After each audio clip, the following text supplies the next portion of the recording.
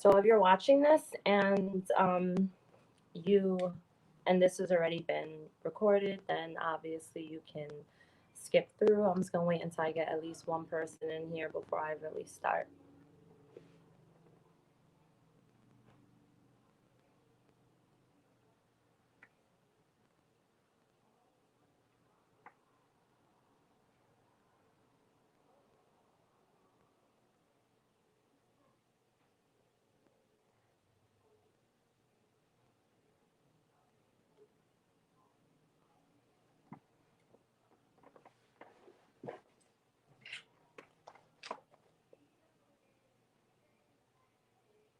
All right, cool. I got one person in here. That's all I need.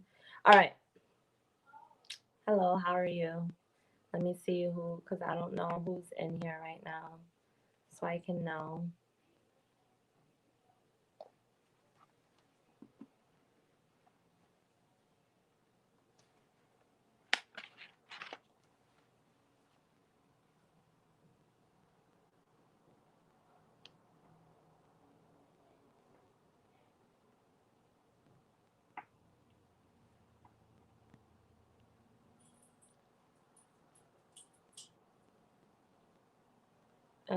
Can you leave a comment or something just so I can know who? Because I can see somebody's in here, but I still don't know who you are.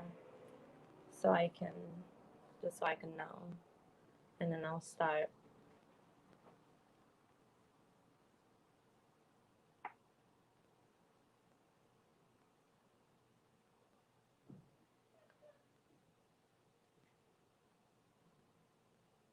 All right, 2 minutes into this thing. All right, I'm starting. All right, so like I said before, if you are watching this and this has already been uploaded, then you can skip through a little bit, but I'm starting the video right now. So I'm just gonna put in the timeline when exactly the video started, so you know to just click on that. So I want to talk about trust issues after leaving religious abuse.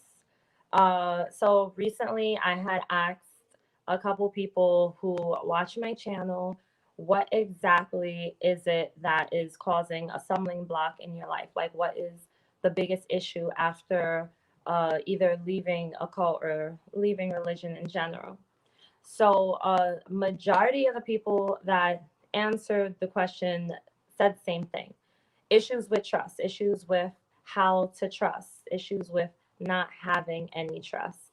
Um, so this is something that I have dealt with as well. This is something that's very common, and it's something that it can be, it could cause havoc in your life, because if you don't have that trust, and I'm talking about like no trust at all, then it's going to be very difficult for you to be able to find a way to have trust again. But it is possible, so don't think that you can never have trust again, because it's 100% possible, because I was able to do it. So, understanding why you lack trust, you want to understand, number one, you gave all your trust away by putting it into the wrong hands, but that's okay. So, let's say you were a part of a church, because some people who watch my channel weren't a part of a cult like I was. Some people were just a part of religion and they were just hurt in some way. Or you could have been a part of a cult that, I mean, a church that was toxic in general. So let's say that you were a part of a, let's just say a toxic church, just so that it could go for general, for anybody. You put your trust into the wrong hands. When you go to a church, or when you decide to, let's say, do Bible studies, or you decide to make Jesus your Lord and Savior, and you're like, yes, I'm going to do this, I'm going to go all in. Of course, you don't just go to church and sit there and listen to the pastor and then go about your day. You are going to open up. You're going to find people that you're going to open up to. There's going to be people that's going to want to hang out with you, that you're going to, you're going to chill with, and then you're going to open up, because you're going to find a way where you and the other people in the church could relate to one another. You're putting your trust. There's nothing wrong with that. This is something that's common. This is something that you do in all areas of your life. But when it is put into the wrong hands, then it can cause issues with trust when and if you do decide to leave. So just knowing that it's okay it's okay that you did this, because it's not your fault that you trusted someone. It's not your fault that you put your trust into the wrong hands. Sometimes we can't really control that. Sometimes we don't know. Like, okay, I'm trusting this person and I'm telling them how I feel. I'm telling them my sins. I'm telling them what I've gone through in life. So you're trusting. That's okay. Number two, when we're asked to trust and we deliver meaning you're confessing your sins, you're opening up. We're opening that part of ourselves that not many people have access to. So you're opening up a part of yourself that you don't typically open up. So for me, for instance, I'll just use myself as an example.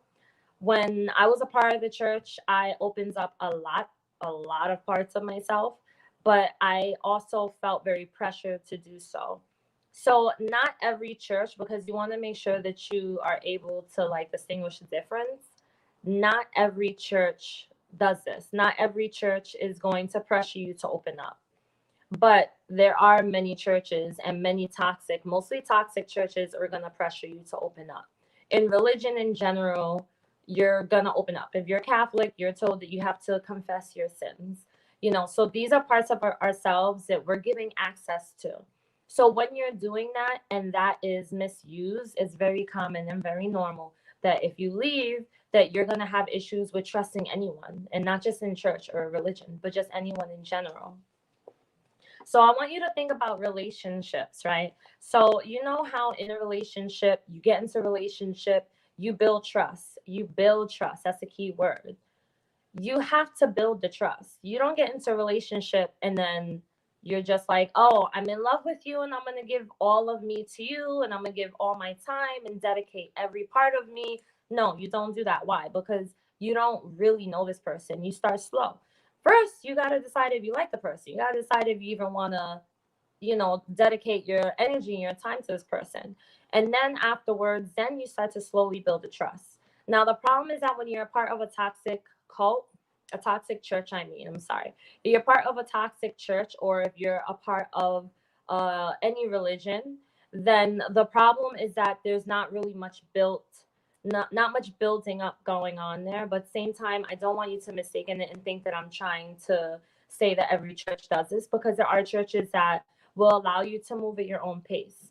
But if you're in a toxic church or a toxic religion and you're not building trust, you're just freely giving yourself, you're telling them your sins, you're telling them everything that you've ever gone through, you're opening up yourself, and you're not allowing yourself to force the person to earn that trust from you. You're giving large parts of yourself that, like I said before, not many other people have access to. That becomes the issue if it's going into the wrong hands. You understand? So let's say you're a part of the ICOC, that church, that there is no trust building.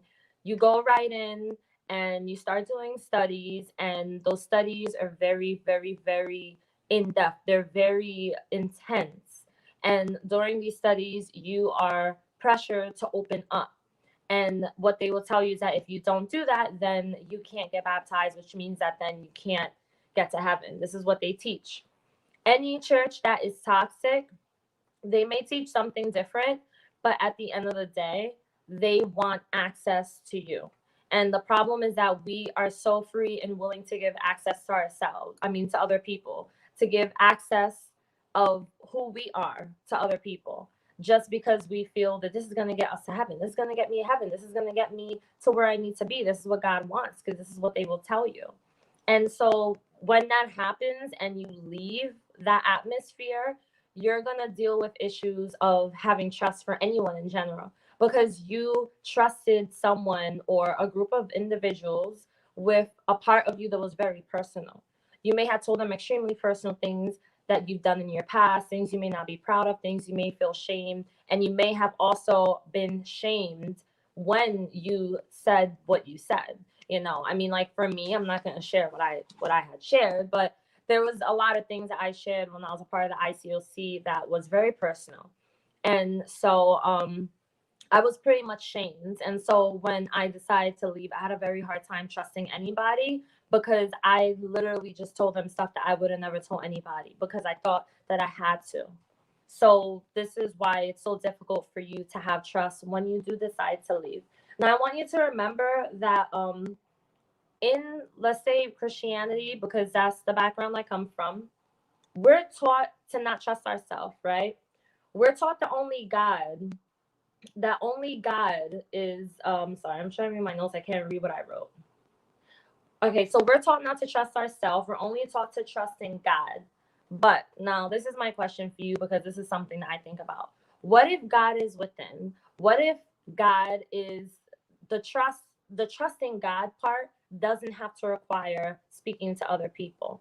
So if you are trusting God, why do you need to speak to other people? Why can't you just speak to God? So this is a question that I asked when I was in church, even before I was a part of the ICOC.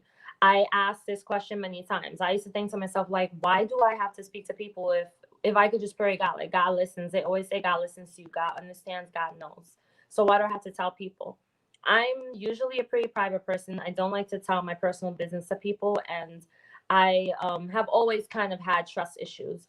So for me to give my trust, to give that access, that personal access of myself so easily to that church, it wasn't an easy thing for me to do, but it was a huge leap of faith I took. So when I left, I had a hard time trusting anyone, and I mean anyone.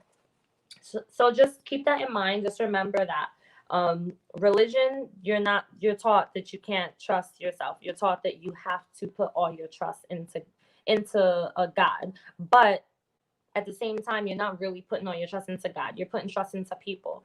And what if God is already within you? You put your trust. You can open up yourself and share how you feel, give that access. Now, that's only if you believe in God, because I know some of you don't. Some of you may be atheists, and this whole video probably wouldn't really make any sense to you. But let's say that you do believe in God, any kind of higher power. All right, so moving on. So, number three, you trusted that your church or religion was going to give you the solution, right? So, solution to your problems, answers, a new life.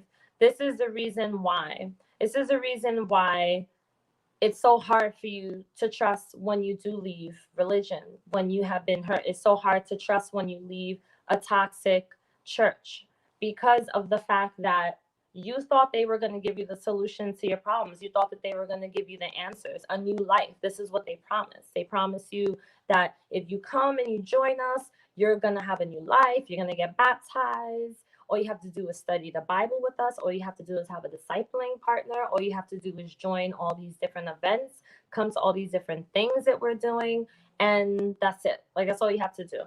Okay, so is the comments working? Because I this banner is like really, it's like in the way and it's just bothering me. I think I accidentally put this here, but I'm not sure. Um, I'm sorry. Hold on 1 second, guys. I'm still new to this like platform I'm using. Okay. All right. Now I'm seeing it. Okay. Hey, Gwen. All right. I'm going to read your comment afterwards. No, it was like a banner in the way, so I couldn't really see anything. I'm sorry. All right. So back to what I was saying. You trusted your church. You trusted that they would help you to get closer to God because this is what they teach, especially if you're a part of the ICOC. They teach you that you will get closer to God if you give your trust to us. They don't say if you give your trust to us, but that's really pretty much what you're doing. So you're trusting that you're going to have solutions, you're going to have a new life, you're going to have answers, and then all of a sudden you find no, this didn't work. Like this didn't even go the way that I thought that this was going to go. All right? So when you leave, it's kind of like it kind of sucks. Again, thing about relationships. You trust that this person is going to love you the right way. They tell you, I'm never going to cheat on you. I'm never going to hurt you. I'm never going to put my hands on you. They do all these things, and then you walk out, and now you're afraid to trust someone new because you're telling me you're not going to do these things, but this person told me the same thing. That's how it is. So, number four, understand that it's okay. It's okay. You're human. It's okay that you don't trust anymore, but it's not okay to sit in that. It's okay that you may have put trust in people, but it's not okay to sit in the fact that you don't trust people anymore. It's okay. Just understand it's okay. You're human. A lot of times we're too hard on ourselves, and we feel like we need to like be perfect all the time. Like we need to get everything right all the time, and that's not possible. Okay? So this is a pet peeve for me. We often hear, put your trust in God, not in people. But when you confess your sins or you open up to the people, you're not actually trusting God.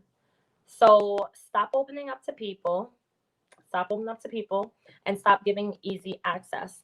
Now, I'm not saying stop opening up to people 100% because it is good to have someone to share your thoughts and share how you feel. It's good to have people to open up to and talk to, people that you feel are relatable, you know? That is good. But when people tell you, and people tell me this all the time, and I mean like all the time, people always, they'll watch like 2 minutes of my video and be like, oh, the problem is you put your trust in people and not in, and in the church and not in God. Now, let's talk about the ICOC for a second. Anyone here who watches these videos that was a part of the ICOC, you know that there is no such thing as not putting your trust in people, because all they force you to do is put your trust in people. When they tell you you have to have discipling partners, what are you doing? You're putting your trust in people. Okay, yes, you can put your trust in God, but you still are putting trust in people. You're allowing other people to have access to you. When you join the ICOC and you're doing a whole bunch of Bible studies and you need to do these things, this is what they tell you. You have to do these studies in order to get baptized and get to heaven. What are you doing? You're putting your trust in people. All right. So there's no such thing as the problem is you put your trust in people. That's so stupid. Of course, you put trust in people because this is what they teach you to do. And unfortunately, a lot of churches do. A lot of churches teach you to put your trust in the people in that church rather than putting your trust in God. Now, I'm going to tell you guys, and it's from my personal experience, ever since I left religion, um, Christianity, whatever you want to call it, to me it's the same thing. I put all my trust in God, and it's worked out for me perfectly fine. Not in people. Okay. All right. So, uh, let's move on. I'm gonna just read real quick what you guys said. And for you guys who are here, thank you. I really appreciate you guys being here. I would need more than Jesus. Religion is not the answer to everything. Religion likes to make promises. Yeah. Yeah, yeah, you know what? I completely hear what you're saying. I'm not gonna lie, I kind of feel the same way. Only put me further from God. Yes, Jamel, definitely. That's very true. It's very unfortunate. So, religion in churches, especially religion in churches, they do not teach you to trust God. They don't. I'm gonna say most churches. Let me be careful because there are churches that do. I don't want to make it seem like I'm saying all churches are horrible, but most churches, they don't teach you to put your trust in God. They expect you to share your heart with the people. Again, this is why they want you to do studies. This is why they want you to have discipling partners. You have to have a discipling partner. You should have the option, but the fact that you don't have the option, it that just proves even further. Like, okay, so you want me to trust you, all right? So when I left the church, I couldn't trust people no matter how hard I tried. And I seriously tried. I had a very hard time. My anxiety went up so bad. First of all, the fact that I have a hard time trusting before I even joined the ICOC, that was difficult for me.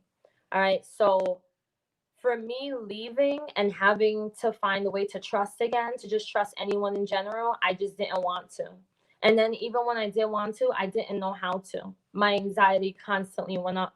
It didn't matter what a person said to me. It didn't matter how long they've been a Christian. It didn't matter how nice they were to me. I just could not trust you. And I got to a point where I had to be honest and tell people, I'm sorry, I just don't trust you. So I tried attending new churches. That didn't work out well. I think I attended probably like maybe like three or four churches, and I did not. Only one of them I ended up liking, and that one ended up being the one that really changed my thoughts and really did help me. But I still didn't want to join because by then I didn't feel like a Christian, and Christianity just it didn't resonate with me. But the other churches I tried to go to, I tried to walk in. I was dealing with too much trauma from even going in. I was just like, oh, I couldn't do it. There were way too many triggers. I had way too many triggers going to church in the beginning. I tried speaking to pastors. So I did go to this one church, and the lady was really nice. The pastor was nice. The people were nice. And she sat with me in a room. Now that was very triggering. I didn't like being sat down in a room and her sitting across from me trying to tell me why I shouldn't throw out the baby with the bathwater or throw out the baby, and I don't know, whatever that term is. You guys know what I'm talking about. The first time she said it to me, it was the first time I heard it. So I was just like, what the hell is she talking about? And then she explained it to me. And I was like, all right, but the problem is that I just don't really believe anymore. So where does that leave me? So my biggest issue was I was afraid of going to hell. My issue was like, okay, so what if I don't believe? Like, how do I get myself to believe again? Am I supposed to pray or what? But I couldn't trust. So that led me to have my anxiety get worse. My anxiety only increased. And when my anxiety increased, that led me to not feel like I could trust anyone inside or outside the church. So it didn't matter who you were. You could be an atheist. I don't trust you. It just didn't matter. I just couldn't trust people. So this is the thing. This is what you need to do. You need to make people earn your trust. Does not matter who the hell they are. Make them earn it. Doesn't matter. Put your foot down, make them earn it. Once you know that an individual or a group of individuals have the right intentions and they aren't just trying to recruit you into their religious belief system or control you with their beliefs, then that is the only time when you could give access to you. You give them the access to you, but that's at your discretion, not theirs. So you don't have to sit down and talk to anyone if you don't want to. You have every right to say no. I don't want to talk to you. Why? Because I just don't want to. You have every right. And I mean, I know that some people, I don't expect you guys to all be like me, to be so like easy to just be so people always tell me like I'm so honest and so transparent, but I wasn't always like that.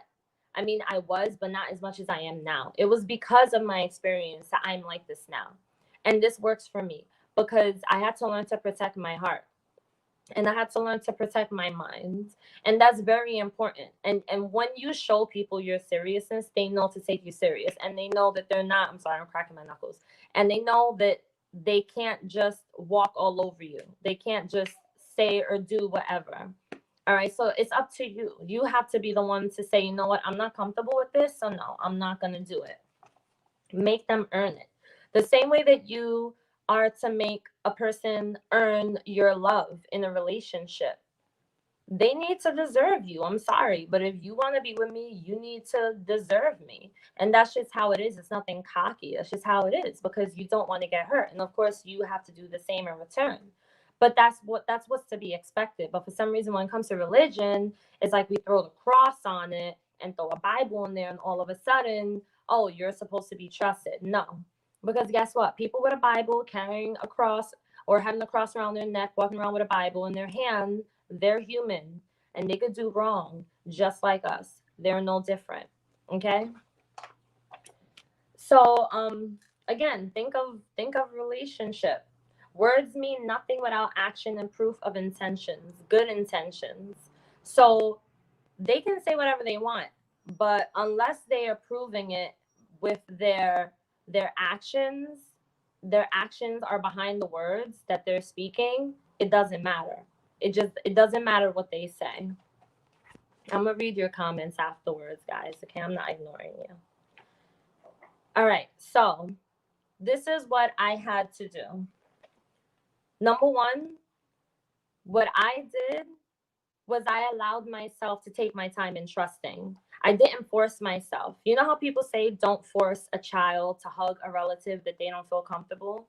Don't force yourself to hug someone. Don't force yourself to trust someone. Don't force yourself to love someone. You do it when you want, when you feel comfortable. So when I went to multiple churches and decided I can't do it anymore, and then I went to one more, I the last church that I ended up going to, which is the one that ended up really like I opened up to them, and but they proved themselves to me. And now a lot of people in that church are my friends. And that church, they earned it. They earned it because they loved me as myself. They never once pressured me to come to the church. They never pressured me to join. To this day, they never pressured me. They would, tell me, "Oh, we're gonna have game night. Come hang out." Or we're gonna have some sort of party. Come, you could come. And I was very hesitant. I was like, "Oh God, they're gonna try to get me. I'm not doing it." And I would get anxious. My palms would get sweaty. I would get anxiety. Sometimes I would have to step out and walk outside because I couldn't breathe because I have a panic attack. And meanwhile, they're just chilling. They're like, "No, we just want to hang out." And to this day, like I said, I'm friends with some of those people, and I can hang out with them, like legit hang out with them. And we don't talk about the Bible or God not once. You know why? Because they respect and they know. Because I told them from the start. I said, "Listen, I'm not interested. I don't want to do this. I'm interested in having a friendship with you, but I'm not interested in reading the Bible. I'm not interested in returning to Christianity. I'm happy on the path I'm on. This is how I feel, and this is where I am, and that's it." So once you're able to be honest with people like that, it's better because then you'll know who's real, and if they are there with true intentions, if they're just trying to recruit you into their religious beliefs, or if they actually want to be friends with you. So make people earn your trust. If you decide to go to a new church, because I know some of you are taking a break and you feel like you need to hurry up, like, "Oh, I gotta hurry up and get myself together and heal." No, don't do that, because what's going to happen is you're going to fall right back into the same trap, or you're going to go to a church and you're not going to want to be there, and you're going to force yourself, and you're going to end up hurting yourself. No one's going to hurt you. You're going to end up hurting yourself. So allow yourself to take time. It's okay if you don't want to go to church. If you have to take a while before you go back to church again, there's nothing wrong with that. All right? That's your process. That's your time. People have to be okay with it, and if they're not, then that's too bad. That's not your problem, that's theirs. Don't take responsibility for how other people feel about what you choose to do. If you choose to not go back to church ever again for the rest of your life, like me, I don't plan to ever go back. I can at right now I could go to any church and it doesn't bother me because I'm separated. I've been separated from that. You understand what I'm saying? Like I'm detached from that.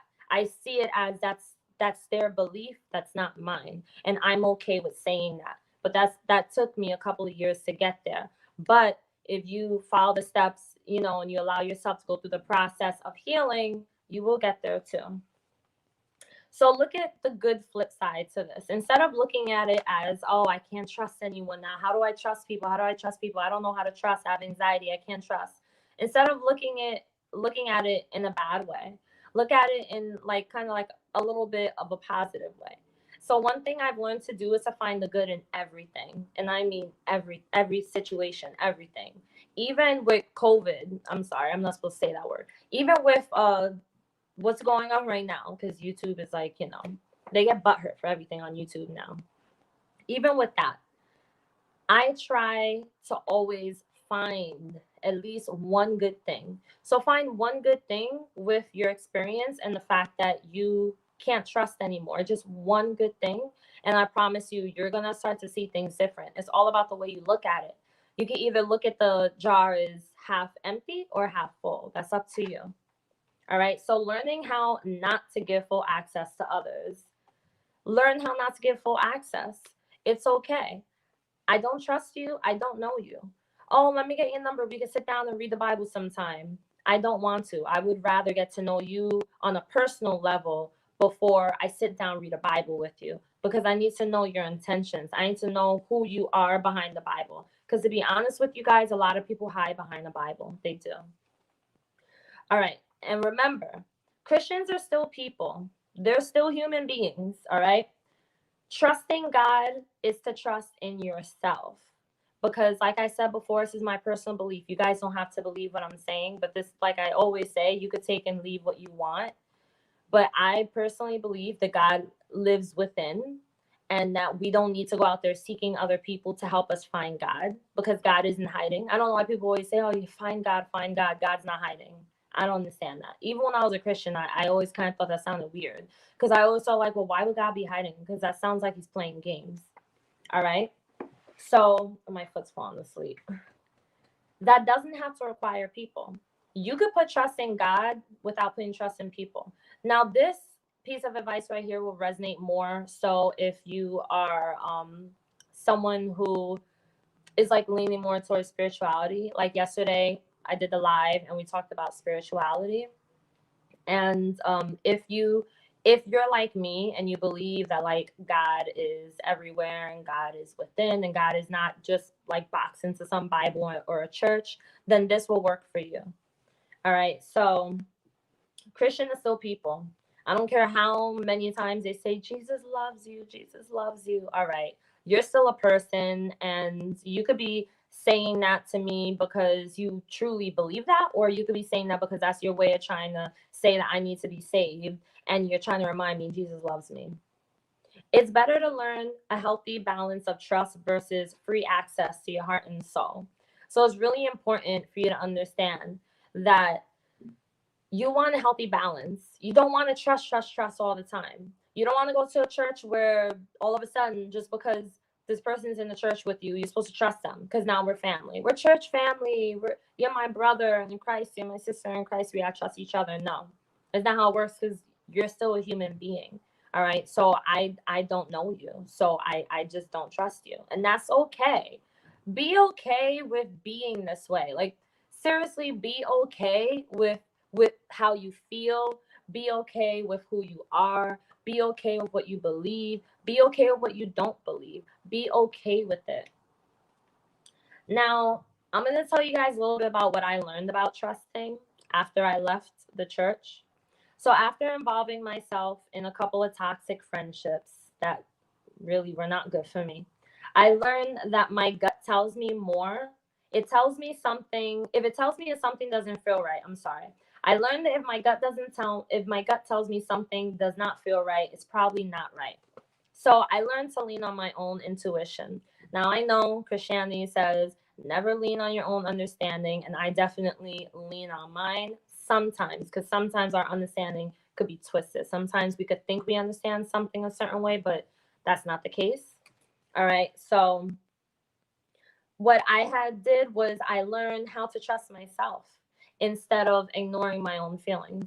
So a little bit about these toxic friendships. After leaving the ICOC, which was a cult, I ended up getting into some toxic friendships that were no good.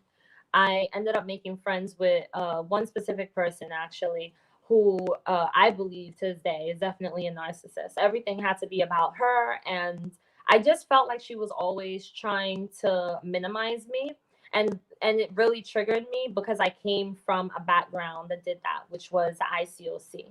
And a lot of religions do this, and this is why people leave religion and they have to go through some sort of healing because now you're finding yourself. Because when you go into religion, you aren't necessarily embracing your true self. You're trying to push out yourself and embracing something else, thinking this is better than what I have. And so this is why it's so triggering. So you want to be careful with the type of relationships you get into, the type of friendships that you get into. You have to learn how to have a healthy balance. All right. And learn how to trust your own intuition. I had a feeling that this friend I had wasn't good because she liked to humiliate me. She liked to talk down to me. And anytime I would say, hey, I thought you was trying to play me yesterday. Like, why would you do that? She would tell me I was being sensitive. I was just being too sensitive. I need a backbone and all this crap. And I was just like, no, you're just being you know what?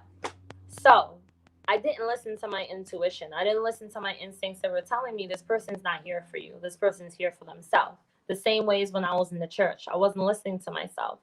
I knew that there was something wrong with this church. I knew there was something wrong, but I still joined it.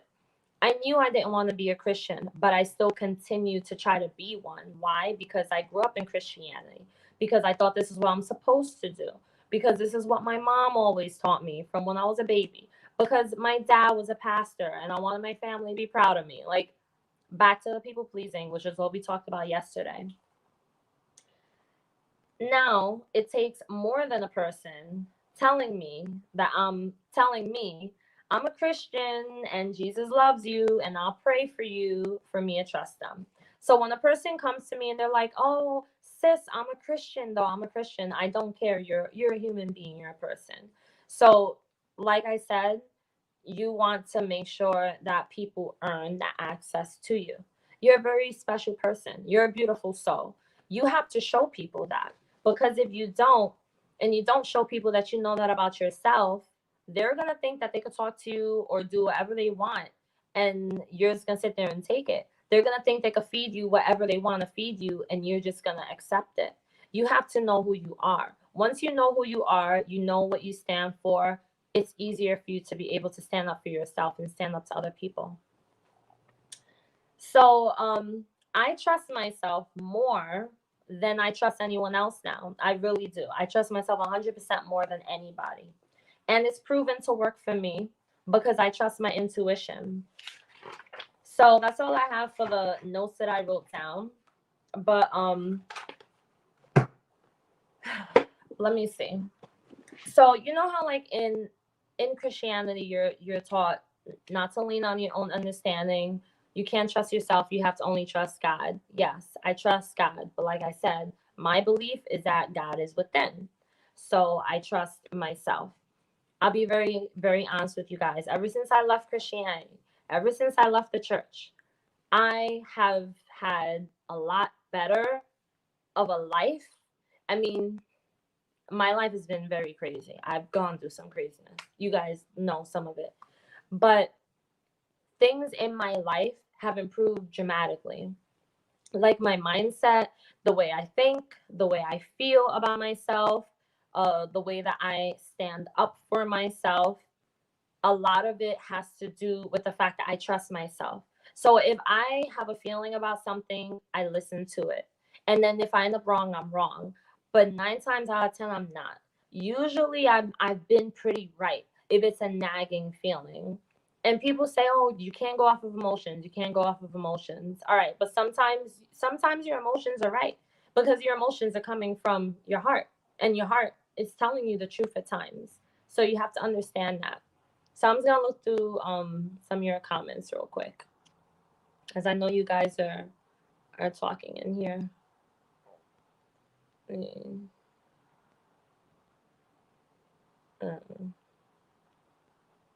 Sorry guys, I'm scrolling through. I'm scrolling through.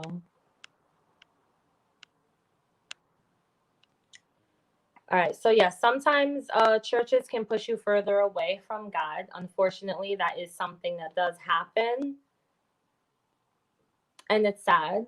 It actually makes me sad that people feel like because of a church they no longer believe. So people have this misconception, which I can understand like how it can make sense that people could think this. My neck really hurts.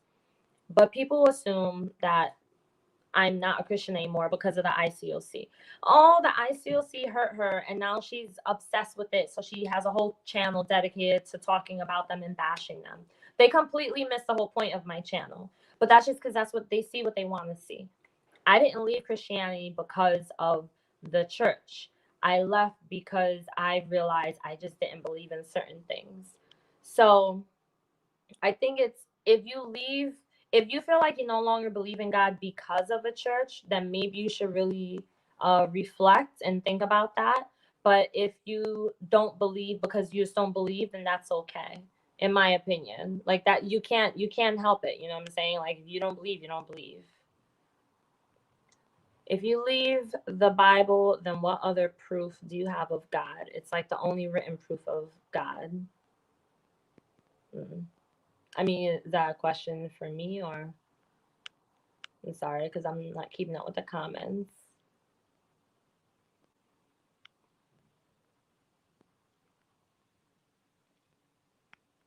Okay, I like what Jamal said. Now I understand the difference between Christianity and truth and spirituality. And right now I'm in truth and spirituality, not Christianity. Totally feel you on that one.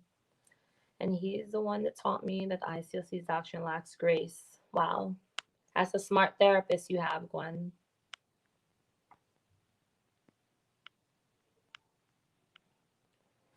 How can you prove God without the Bible. Christianity is $1 million business. That's funny. They do make a lot of money.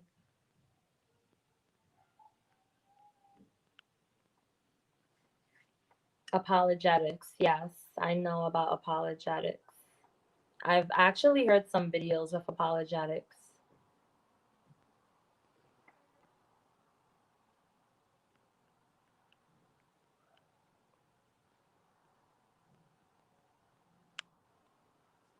Number one phrase of ICOC is I am doing this out of love because I love you. Yes.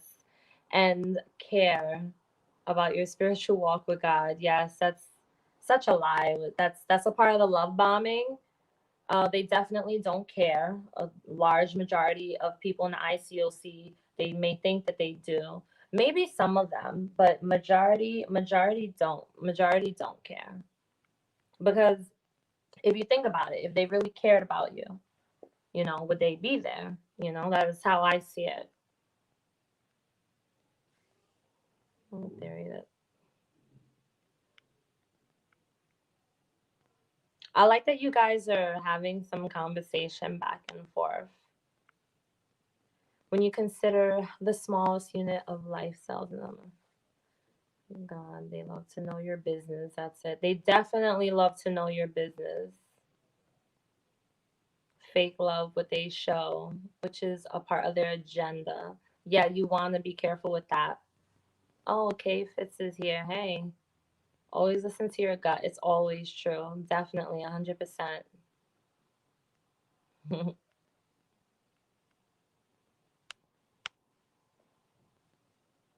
So you definitely want to be careful who you share your business with. When I was in um when I was in the church, I shared too much of my business with them, and I thought I had to, and I trusted too much. And now I trust only my intuition. Only. I do have people that I trust, but the people I trust, they've proven to me that I can trust them the same way I proved to them I can trust them. So, I mean, that they could trust me. So, hey, Benjamin.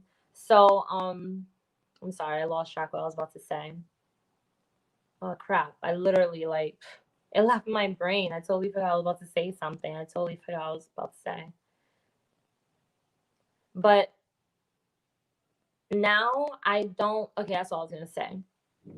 So now I've gotten comfortable with being okay with having, like, I don't call just anyone my friend anymore. All right, because I dealt with a lot of friendships that were very like it wasn't a give and take. It was more like a take, take, take. And I'm someone that I go hard for my friendships. I go hard for my relationships. And when I get when someone hurts me in a certain way, I can see you and I don't care. Like I just don't want to talk to you. Once I get to that point, you can tell me you've changed and I will still be like, I'm good.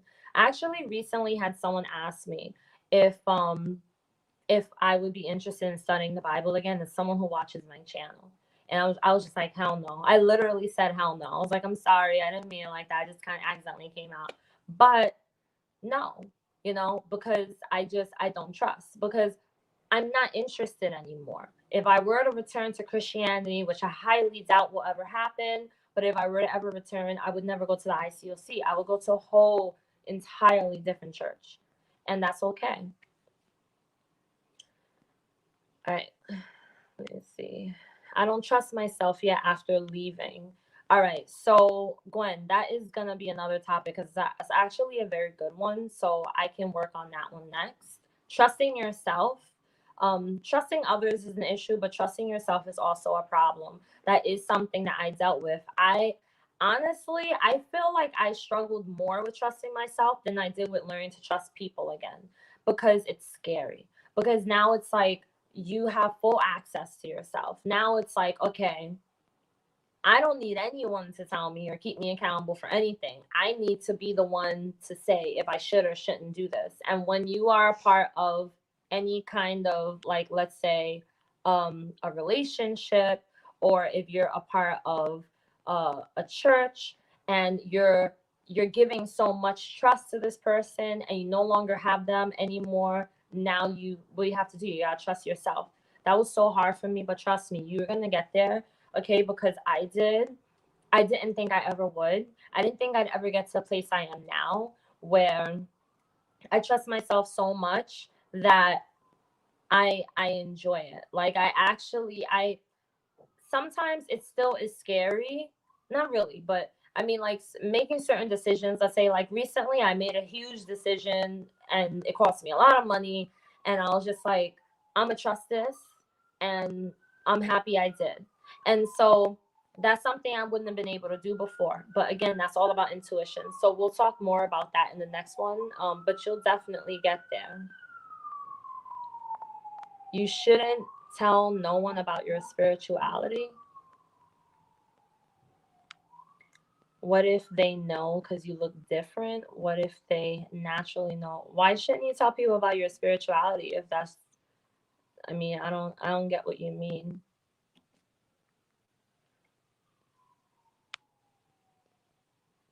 I hardly share my spirituality knowledge right now. Family, because they might think I became crazy. Oh, I don't share mine with mines neither. I mean, you know what? I could talk to my aunt because she's into spirituality. My mom, out of the question. I probably will never share any of that. And it's okay. You don't have to share yourself with everyone. You share what you want, but just don't lie about it. Stand in your truth. Don't be ashamed because you are spiritual or because you believe in something else. Because are Christians ashamed to be Christian? Are they ashamed to walk around and try to tell people that they should join their church or that they should be saved? No, they're not ashamed. So why should we be ashamed to say, hey, I'm spiritual and I believe in the universe and I believe that I can create things, and I believe that Christianity and the Bible and all of that is not what it's cracked up to be. No. So, you know, people are going to take it how they're going to take it. You got fake people that don't support your spiritual path. I don't trust religion. Family members are just bad. Yes, there are fake people, but you know what? You can't. Now, that's the thing. You can't expect people to support you all the time. You have to support yourself. Now, you have to support yourself more than you expect people to support you.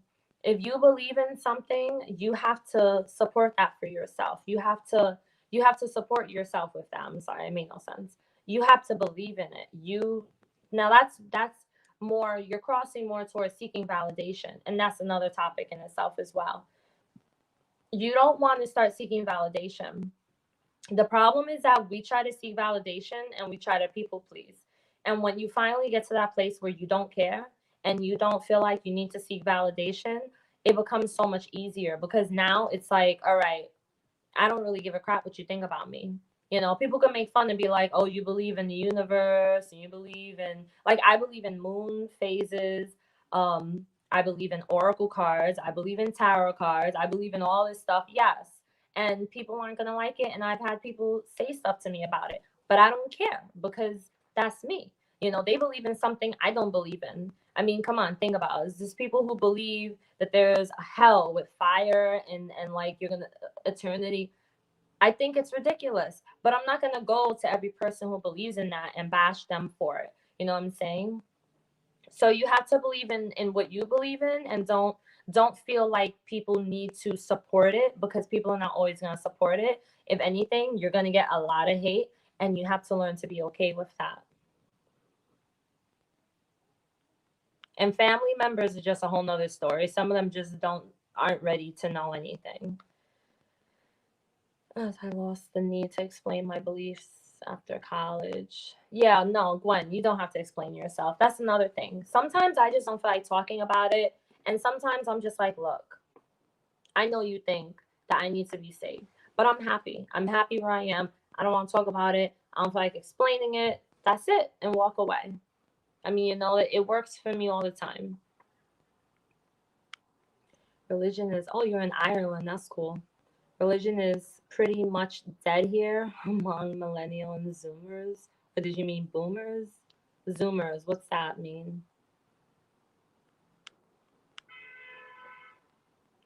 No, they see your spiritual growth. So What if they find out? People see the change in you, so why they don't ask what you be doing? I mean, if people find out what you believe in, they find out. You can't worry about what people think. If we worry about what people think all the time, let me tell you guys something. One thing I recently learned is that people are not going to like things no matter what. If I decide tomorrow, guys, I'm a Christian again, I'm going to church, I'm going to get saved, I'm going to get baptized, blah, blah, blah. There's going to be people who are going to say stuff about that. There's going to be people who are going to be like, why? Why you do that? Why are you going back to that? And then there's going to be people who are going to be like, yay, she's back. No matter what, you're always going to have people that aren't going to support. There's going to be people that aren't going to like what you're doing.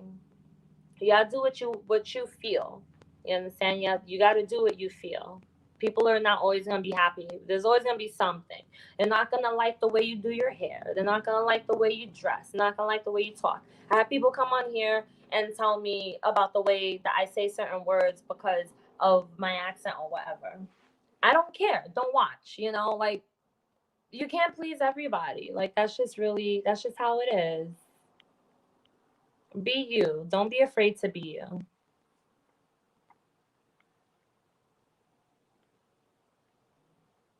The universe is real, the magic, and yes, 100%. Both is why. That is why it's called spelling words. Yes, definitely. Words, there's power in words in the universe, 100%. I really like how you think. Do spiritual people get bullied in school? You got funny questions. Uh, I don't know. When I was in school, I wasn't into spirituality, but I did get made fun of because I used to carry my Bible to school with me because I used to get bullied in middle school. So I used to carry my Bible. I never took it out, but I had it in my bag. And one time my friend took it out and made fun of me, and then people started making jokes about it. So I can imagine if you're spiritual, then yeah. But you know what? People make fun of things and they criticize things they don't understand. So you have to understand that too, you know? People, if someone doesn't understand something, like if like when I tell people that I meditate, to me that's my form of prayer, and it works and it makes me feel good and I feel very, very at peace and very relaxed. People will make jokes or people will criticize me, but that's because they don't understand it. You know what I'm saying? They don't know what it is, but it works for me. Zoomers are the new generation behind millennials. Oh yeah, I read about that. They're less religious. Oh yeah, no, you're right. I read an article about that. That a lot of people are starting to come out of religion. It's starting to they're starting to book, like a lot of people are turning to spirituality, or like as they call it, new age and stuff like that.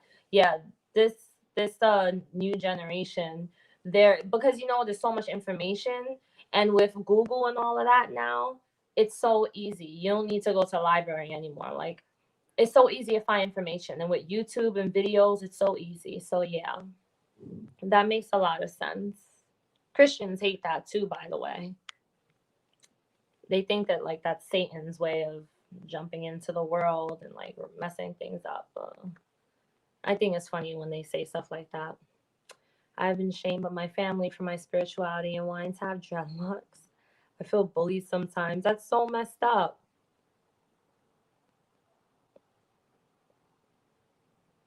Me obsessed with astrology. Ooh, I like astrology. And numerology is good too. It's pretty cool. In middle school, now the same folks walk around carrying stones. That's so funny.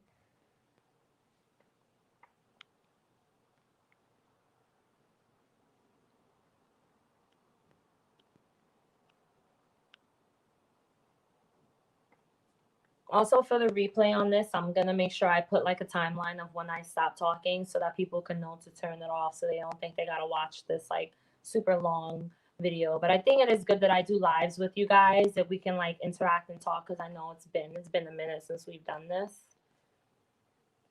Yes, the roots of the nature and universe. Yes, 100%. I agree. They say to get baptized to be saved. Yeah. Yeah. I don't really like that word saved, because to be saved means that you're in trouble. and I don't believe I'm in trouble. So I'm not going to try to get saved. But I was baptized already. Um, Baptism does nothing. They save everyone. Everyone should be saved. Yeah. Yeah, I don't know. I mean, I've had people ask me, like, Tina, what do you think about baptism? I think that it's like I said before, like, you could add significance to something that could probably really mean nothing. You know, it could be completely insignificant and you could just add significance to it. I think that it just makes people feel better. Um, if you believe that that's going to save you, then do it. I don't believe it, so it doesn't make sense for me to do it, even though, like I said, I already did it already. But um, yeah, I honestly, guys, I don't believe in baptism, or like when people baptize babies. I can never understand that because like they're born pure, so why are we baptizing them? Like I didn't baptize my kids. And my daughter, she asked me recently, she asked me if she should get baptized when she's older. And I told her, well, I was like, well, you got to think about first, why do you want to get baptized? You can't just, don't just do it because this is a thing to do, you know? And she just like, but do I have to? And I told her that depends on what you want. So when she gets older, if she decides if she wants to do that, if she decides if she wants to follow that path of Christianity, I'm all for it because that's her path. That's what she wants. You know, everyone has their own path. Dreadlocks have increased my insulin. I've been forced to cut my hair many times. How long are your dreadlocks? I can imagine your dreadlocks probably down your back. I mean, if you want long dreadlocks, that's your hair. You do what you want. I don't see nothing wrong with it. They will make it baptized by them. Yes, yes, exactly, Gwen. Definitely. I know people who got baptized so many times and then they joined ICOC. You know, like they done been to several churches and got baptized and they go ICOC and get baptized. I'm like, how many times did I get saved? That's crazy. That's too much. I actually knew a girl who got baptized 4 times. Was it 4? Like 4 or 5 times in the ICOC. What if you're going through a spiritual awakening? Your parents tell you to go get baptized. Benjamin, so I'm assuming that you're young.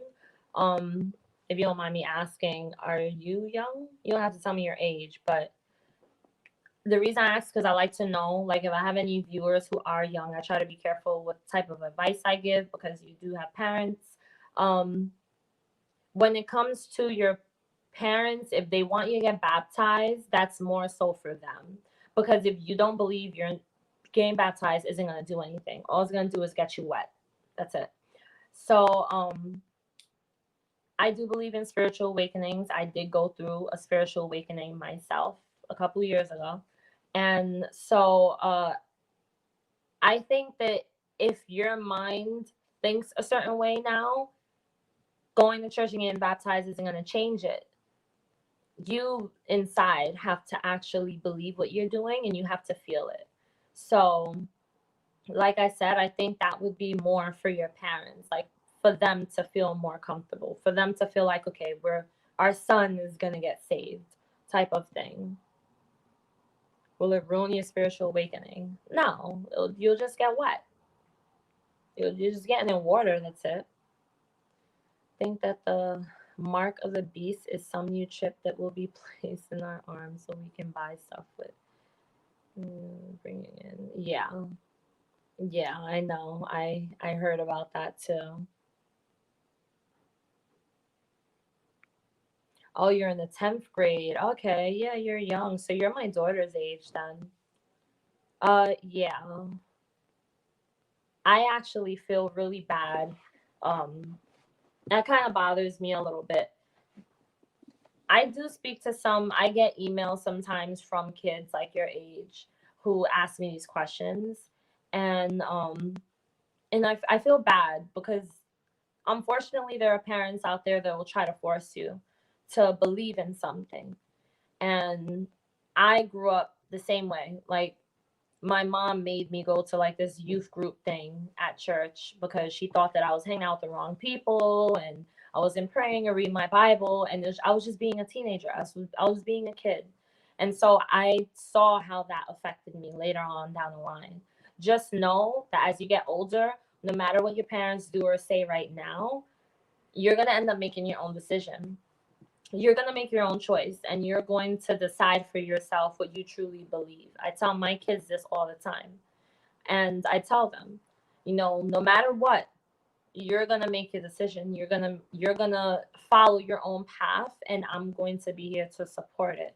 So maybe right now doing things for your parents, because you live with them and you might be forced, but as you get older, understand that it's going to be your path, and that's okay. You follow your path.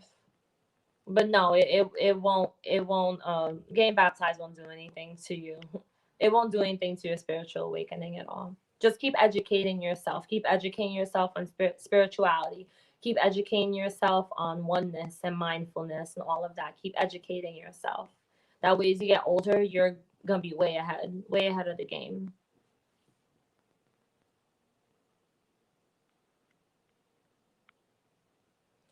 Yeah, freeform.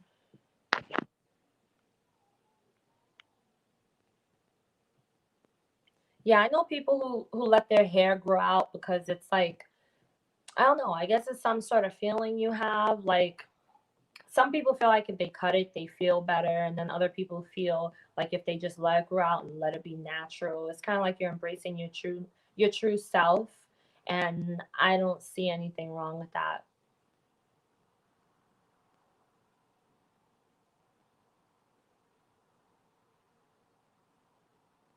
Yeah, definitely. When researching, always have an open mind. Always try your best not to be biased. Like, I research a lot of religions. I enjoy researching specifically on Mormonism. I enjoyed researching on that. I found that very interesting, which I do believe is a cult as well. And the Jewish religion, and what's the other one? I think that's it. Those are the. I mean, I've researched other ones, but those are the two that I found very interesting. But you want to always keep an open mind.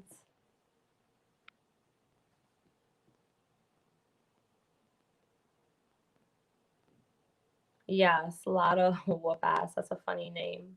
Yes, definitely. Yeah, yeah. People will always try to correct you. So I know that people will not be happy with stuff that I share. But like I said before, I don't care. On my channel, I feel like I want to always make sure that I share certain parts of myself with you guys, like my spirituality and where my journey is, because there are other people who are going through the same thing, and they may need to hear it, and they need to know that they're not alone.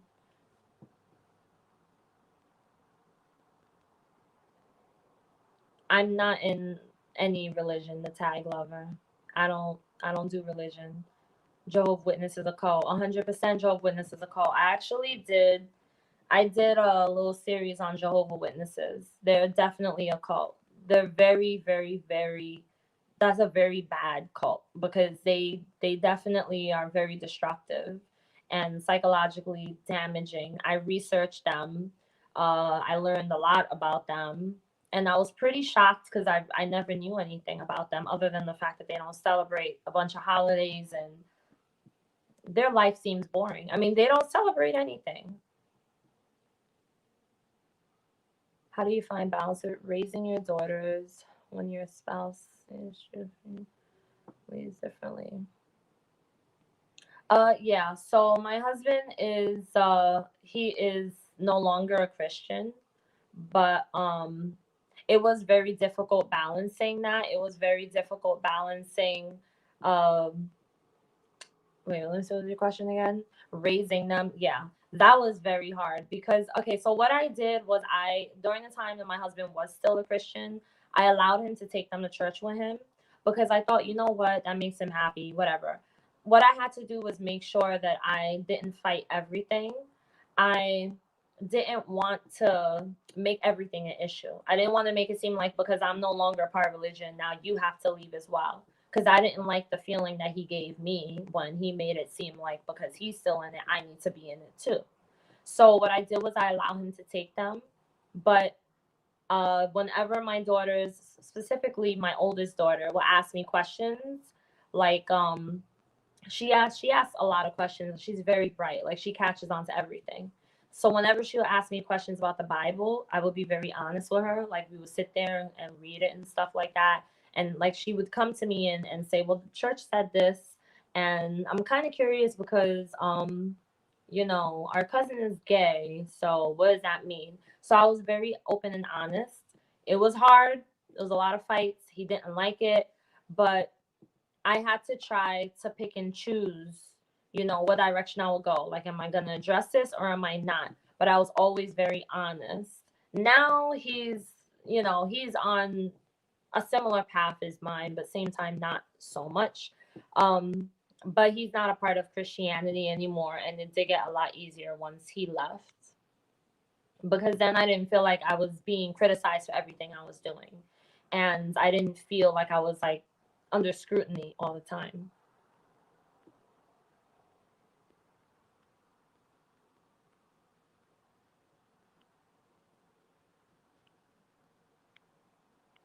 Yeah, there's a lot of rude Christians, rude Christian family members. Not all of them, but there are a lot of them.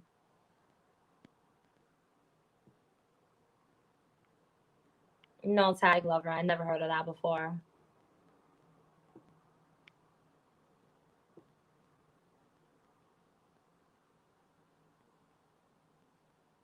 Mm. All right, I'm gonna have to check them out. Stephen T. Bloom. I'm gonna look into that too. Ebooks for proof of design of a designer. Hmm. Yeah, that was another thing I also did. I started like I did watch a lot of apologetics and like the videos. And when I left Christianity, I researched a lot of different things, but I also researched Christianity. And I wanted to see if I could probably find my way back because I was afraid. I was afraid, like, okay, if I don't go back, what if I go to hell? Because I always had that fear. Because the last thing I heard when I left was that I would go to hell. And so I did a lot of research on that, but I also did a lot of research on spirituality, and I learned certain things. Some things I liked, some things I didn't really like. Like some things I was just like, eh. And then there were things I was like, yeah, this sits well with me. So doing a lot of research, and YouTube is great. YouTube has everything on it, and Google, everything on it. So it is really good to research.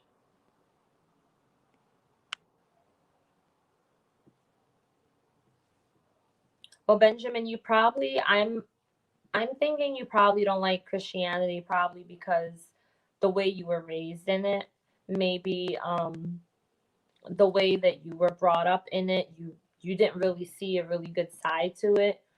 I do believe that there could be some good things in Christianity. Like I do believe that there could be some pluses, like some upsides to it. But like just because I don't believe in it and just because I'm not Christian doesn't mean like I hate Christians, even though people think that. I don't hate Christians. I don't hate Christianity. I just don't like what it does to people, to some people. Like I don't like how people misuse it. Um but yeah, I think that when if you're raised very fundamentalist, then it can make it kind of hard to like it because you probably were raised in a very strict way. Like my mom was very strict with me, not to the extreme, but I was never given the option to know about anything else. I didn't grow up hating it, but I met people who just didn't display a very positive side to Christianity, and that was what made me dislike some of it to this day. There will be people who will say they're Christian and they'll come under the comment section and bash me, and I'm just like, I thought you said you're a Christian. It doesn't make any sense. So it kind of makes you look at it like, you're not so perfect, are you? So I can understand that.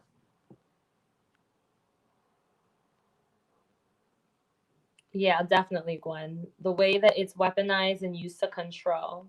I don't believe it was ever meant to be this way. And this is what pisses me off about it is that human beings who, like I said, we can't trust them just because they say they're Christian, they take it and they use it and they turn it into something that it was never meant to be in the first place. And that's the major issue that I have with Christianity. Thank you, Tag Lover. I definitely appreciate that. I appreciate you guys so much.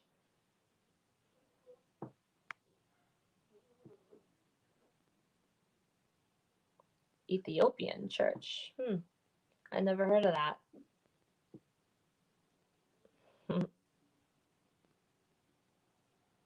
Why do you think you can't talk about religion in school?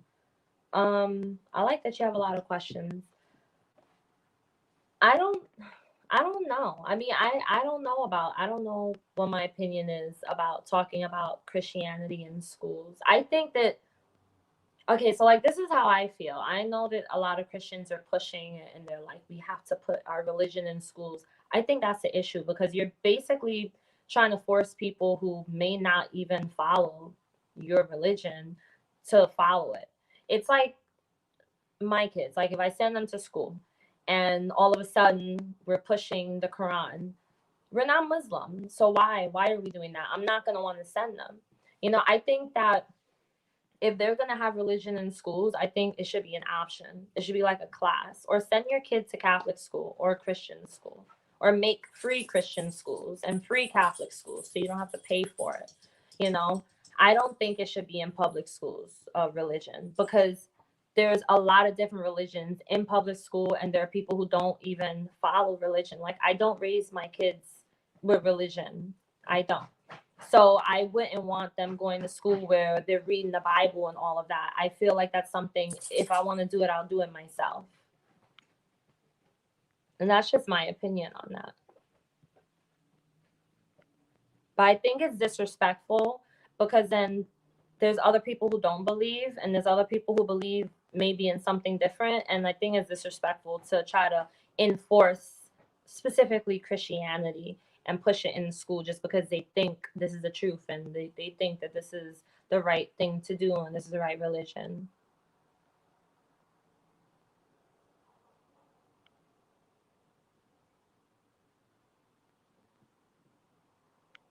I really can't stand organized religion. It's just I feel like it's like so boxed. You know what I'm saying? Like organized religion is so like boxed in. It's like you have to believe this, and not just this, but you gotta believe this. Like you gotta believe all of it.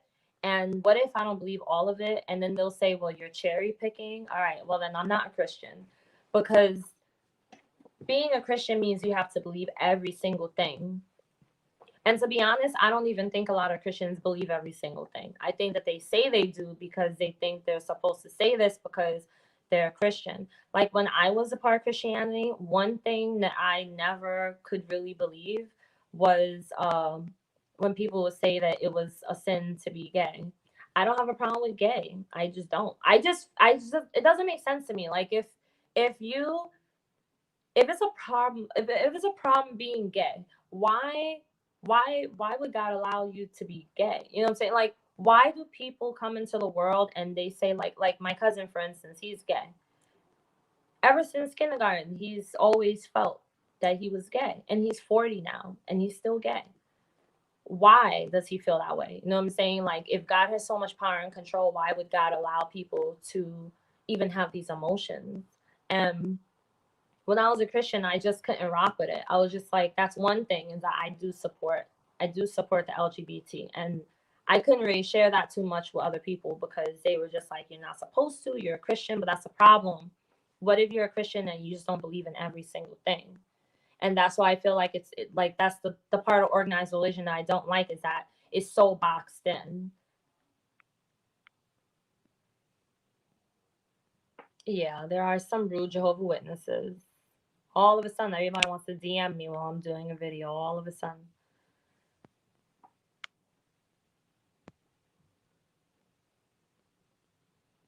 You think Christianity is a part of the government and mind control? That's pretty interesting. I never thought about that. Yeah, the ink. Yeah, I did some research on that too. Like, oh, you go down the rabbit hole. It's like so many things to learn in that. I'm still learning slowly, little bit by bit.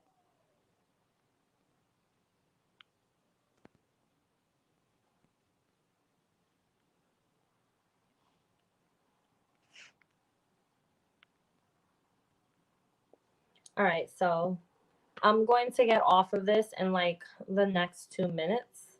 All right, if you guys have any questions or any last things you want to say.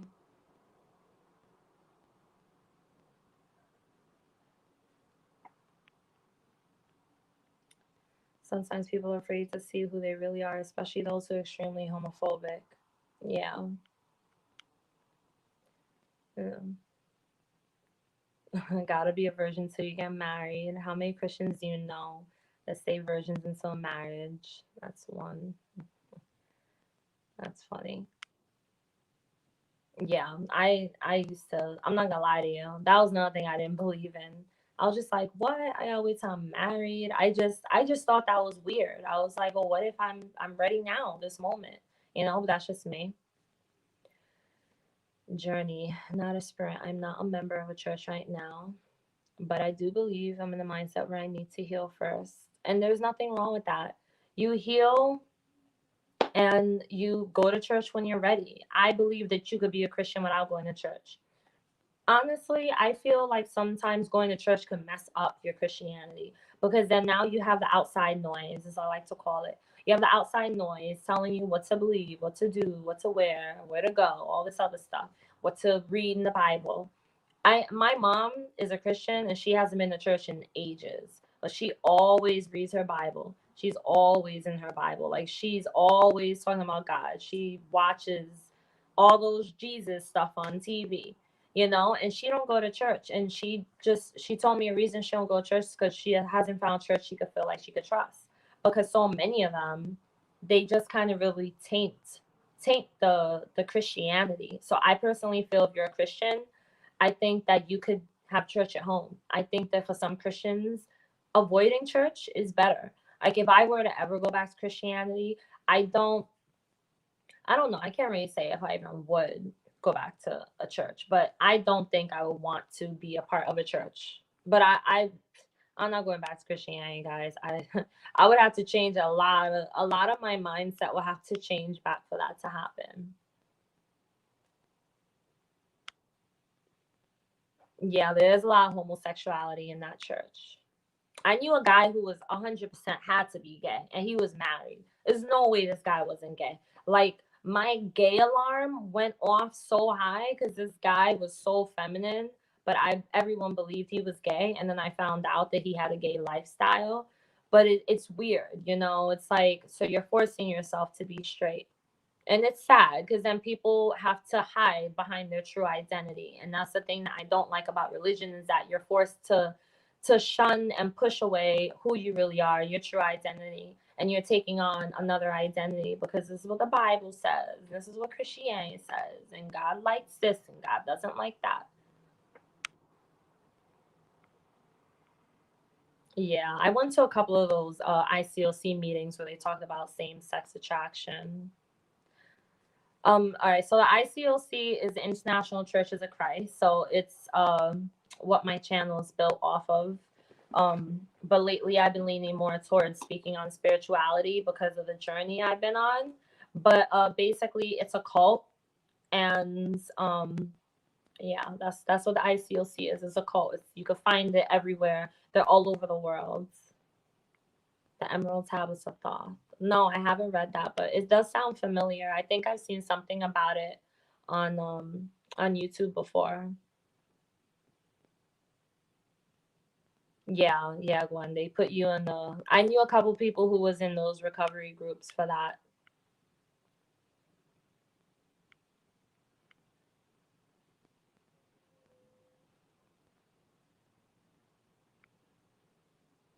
Yeah, a lot. I feel like my mom is more godly too than a lot of people in churches. I mean, she's not perfect. She got a little road rage, but she don't go to church and she's fine. I think only some churches, Wendy. I think some ICOC churches do the recovery group for sexuality. Either that or you can join like I know like in the church that I was in, the ICOC I was in, they had the men's group and then they had the women's group. And in the men's group there was men who were dealing with different things. Like there was men who were dealing with pornography issues. There were men who were dealing with having problems with affairs and things like that. So if you're dealing with same sex attraction, they'll tell you to join that type of group. Yeah, there's a lot of Christian cults and they'll go unnoticed.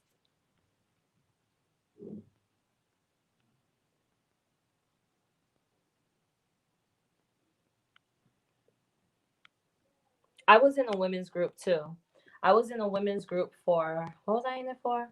Oh, because they wanted to teach me how to be a good wife because they felt like I wasn't submissive enough. And so I joined the women's group.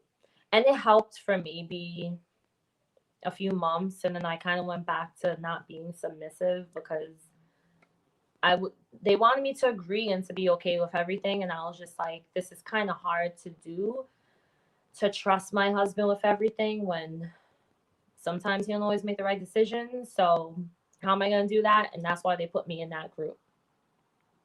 It's just all the way to gain control of you. There's a lot of gay pastors. I mean, have you guys heard of what's that guy's name? Pastor John Gray? Him that he I mean, he's not gay, but he cheated on his wife. Like pastors either gay or they cheat a lot or they're pedophiles. Like the third time he cheated on his wife and she's probably gonna stay. Why? Because she's being submissive. You know, it's crazy. That's another thing I want to talk about. That irritates my soul when women who are married to these men, and especially men who are pastors, and they stay with them just because God told you to. All right. So when you keep getting cheated on, don't cry anymore. Don't go on social media. Don't beg and cry to God. Because guess what? You are dealing with it because you allowed it. You accept it, you know? It's messed up. Yeah, Wendy. I was in there for how to be a good wife. I had like probably like 4 books they gave me. I didn't read any of them. I actually threw them all away.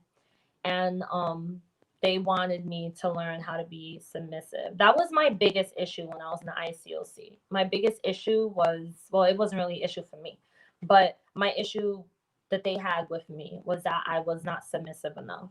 And I didn't know how to be submissive or talk sweet and stuff like that. Like I'm a nice person, don't get me wrong, but I just didn't know how to be like the other women. You know what I'm saying? Like I wanted to work. I wanted to do my own thing. And they wanted me to stay home. They wanted me to get like a work from home job or to babysit.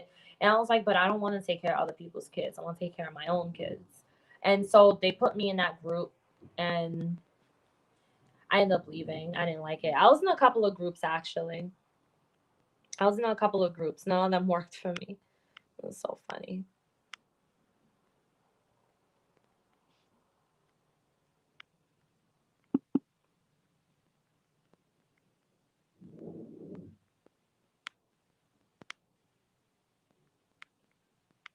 Thank you, Marquita. I definitely appreciate that a lot.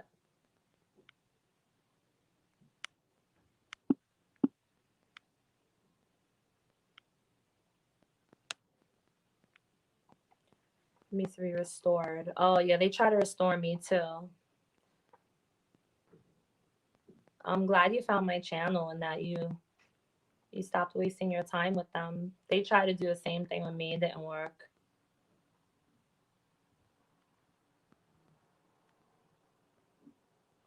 Wendy, exactly. That's what it was. Because especially in that type of church, the ICOC, they don't they're very like old school. Like they see women as like you have to be submissive, and I understand that they think of submission as something different. Like submissive, they will say submissive, but not in a way where you have to sit down and do everything and say okay to everything. But same time, that is what most of them meant. I got like yelled at a couple of times for several things, like because I wanted to fellowship after church while my husband was waiting by the car. But meanwhile, anytime he wanted to talk to some guys while I was waiting by the car, I was told I had to wait for as long as I had to. And I was just like, well, when I want to talk, then he should wait too. It just didn't make sense to me, but that's how they are. This is why I just can't be a part of stuff like that because that's just not my personality. That's not the type of person I am. I just can't do it. I think there should be balance. Good night, Gwen. Thank you for being here. They restored you twice? Sheesh.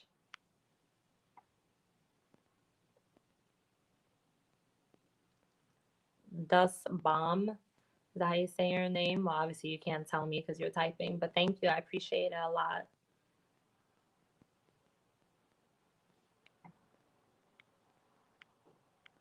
You'll recover. You'll get there. Give yourself time.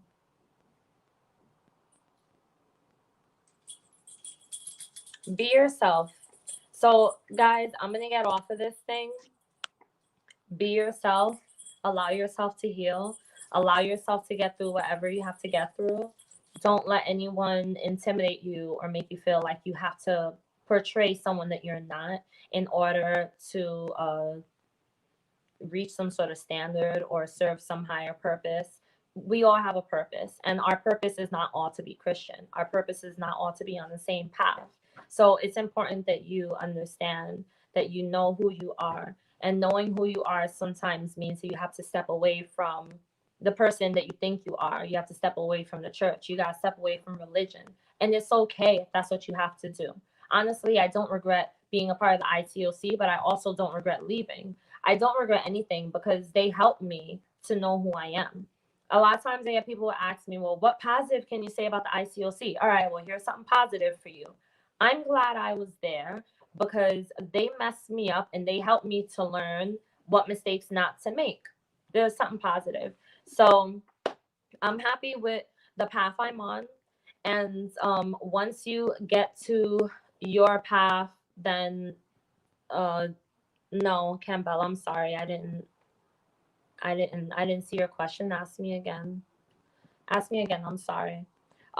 Be happy with the path that whatever path you take. And sometimes that path is not straight. You're gonna go through a lot of things. You're gonna learn things. There's gonna be things you're not gonna know. You're gonna gain clarity over time. Okay? It takes time. Allow yourself the time, whatever time it has to take. Allow yourself the time to gain the clarity, to gain the understanding of who you are. But most importantly, always make sure that you are true to yourself. That's so important. Like, I'm so serious about this because once I was able to be okay with who I am, and once I learned who I really was, that's when the healing started to really take place. And sometimes that means stepping away from what you are so used to. I didn't see I'm sorry. I didn't you had asked me you asked me a question, but I didn't see it. I'm sorry. I was trying to scroll up and see. Cambella, what's your question? I want to answer your question before I come off of this because I try to respond to everybody because I know I don't go live often.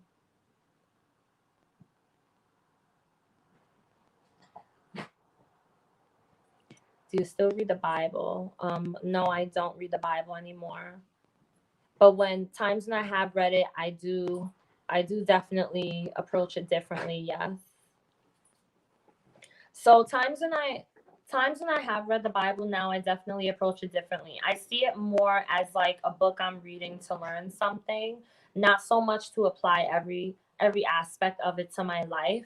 Now when I read it, it's more just to gain an understanding of the perspective that Christianity comes from.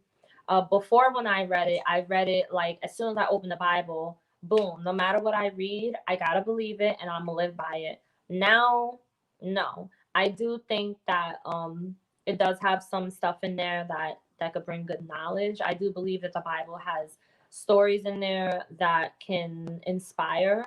Like the book of Psalms is actually one of my favorite. I guess because I like poetry, so it makes sense. But and I do think that there are things in there that are good, to teach about love and stuff like that. But it's also so like conflicting. Like it'll say one thing here and then something else different. It just doesn't make sense to me. But now when I read the Bible, I definitely come from a whole different perspective. Um, I definitely, hey Chantel, I definitely do not read the Bible on a regular at all. I don't feel uncomfortable reading the Bible anymore though. I used to feel uncomfortable, but I don't use it as like this is my way of living. You know what I mean? Because I don't live by it. Rev Ike, I love Rev Ike. No, I do. I actually was just listening to him the other day. I love him so much. I really do like his approach a lot, definitely. I actually, the way he thinks is the way I think. And I used to not. The first time I started listening to his videos, I was scared. I was like, yo, I'm going to hell because this is not something for me to watch. But but I love his perspective. I love it. All right, guys. So I'm gonna get off. I appreciate you guys so freaking much. I appreciate you guys for watching my videos. I appreciate you guys for being here. If you have any questions or if you have any video requests or anything you want me to come on live or any regular videos you want me to address anything, let me know. But other than that, I definitely appreciate you guys. Make sure you stay true to yourself. Stay true to yourself. Stay true to your journey and don't be afraid to be who you are. Don't be afraid to be rejected by people who are not happy with who you are. Remember, that's not your problem, that's their problem. Don't accept the responsibility of what other people think of you. Don't hold on to that. How they feel about you and your journey and your path, whether you're a Christian or whether you're not a Christian, it doesn't matter. That's your path, that's your journey. I don't judge. So don't let other people judge you and don't accept responsibility for how they feel about you. All right. I love you guys so freaking much. And I'm logging off. I'll see you guys soon. If I could like figure out how to get out of this thing.